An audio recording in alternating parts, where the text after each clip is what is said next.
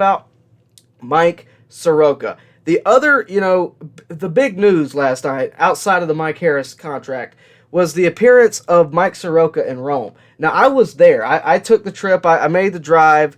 I was front row. I had to see this. Me and a buddy went up there. I wanted to get footage for you guys. We're going to show you some of that in a second. But I wanted to see for myself what he looked like. How comfortable was he on the mound? And I got to tell you guys, I was impressed. I really was. I'm going to show you this footage. Mike Soroka was phenomenal last night. And when people say that, I think, a lot of people could think you're over-exaggerating. Here's the thing. We didn't know what we were going to get when Soroka took the mound last night. Okay, we didn't know if it was going to be 1 inning. We didn't know if it was going to be 2. We didn't know if he was going to throw 15 pitches and be done. We didn't know what we were going to get. He exceeded any expectation I think anybody had. And I don't think I don't think I'm over-exaggerating here. 4 innings pitched, only 1 hit given up, no walks, 8 strikeouts. He threw a total of 45 pitches, 35 of them were strikes. And people are going to tell you that, this doesn't matter. People are going to tell you that he was just facing single-A prospects. Don't make this bigger than it is. And I get all of that. So I guess I'll answer my own question. How much does this really mean for Mike Soroka?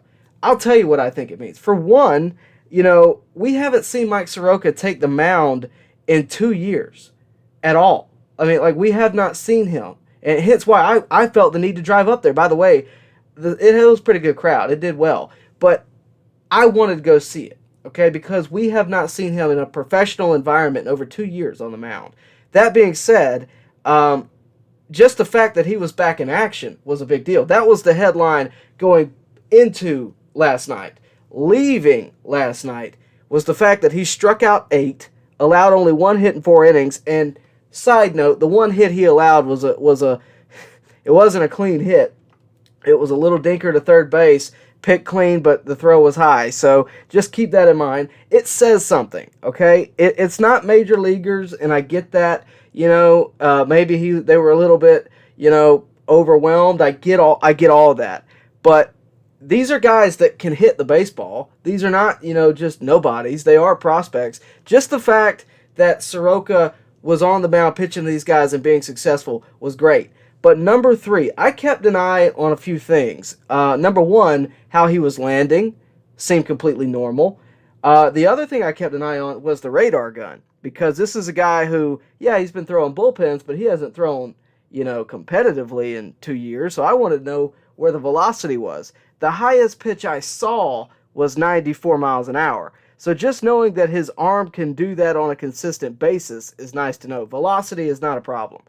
Obviously, the stuff still seems to be good. He struck out 8, so that was very encouraging. But overall, it was just a very encouraging performance. And whether or not it has an effect on 2022, I think is, you can take that any way you want. But I don't think that matters. If he can, then great. The Braves will get by without him. They won a World Series without him.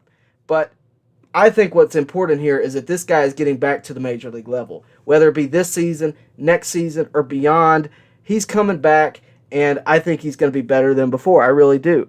I don't think he'll have a very long stint in Rome. I just think that, you saw it last night. I think they're going to want him to compete a little bit more.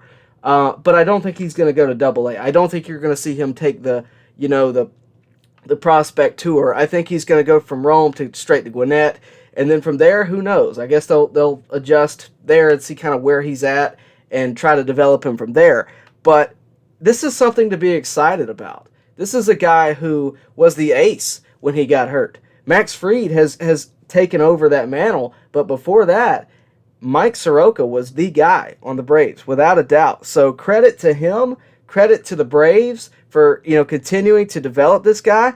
Credit to the Braves for the ability to, overcome the circumstances of losing someone like Mike Soroka for 2 seasons. I think, all of that is good. All of it, just the fact that this guy's back on the mound and pitching like that, guys, I mean, it just doesn't get any better than that.